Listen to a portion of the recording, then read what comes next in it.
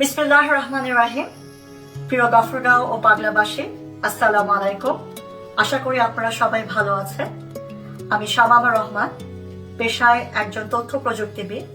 আপনাদের অনেক জনপ্রিয় পরিচিত মুখ জনাব এবি সিদ্দিকুর রহমানের মেজ মেয়ে। আজ আমি কোনো রাজনৈতিক মঞ্চ থেকে কথা বলছি না, কথা বলছি একজন সন্তানের জায়গা থেকে, যেহেতু আমি আমার আব্বুকে অনেক কাছ থেকে দেখেছি।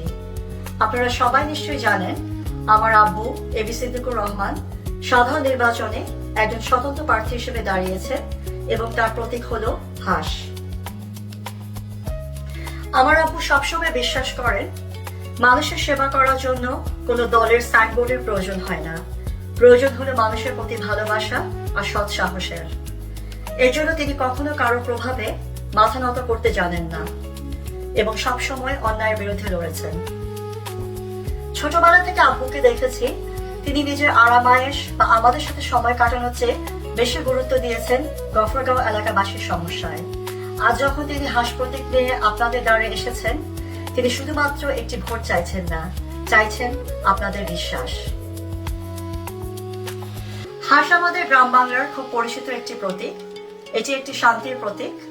আমার আব্বু সবসময় শান্তি, নিরাপত্তা এবং মানুষের ভালো থাকার রাজনীতিতে বিশ্বাসী।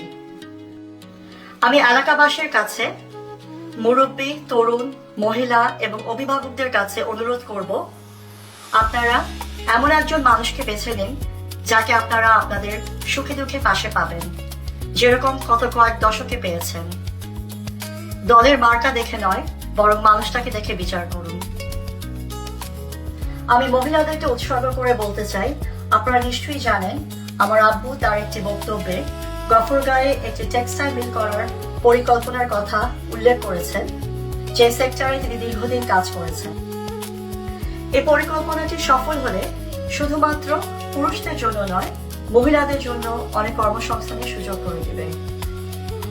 আগামী নির্বাচনে সৎ ও যোগ্য নেতৃত্বের পক্ষে রায় দিন।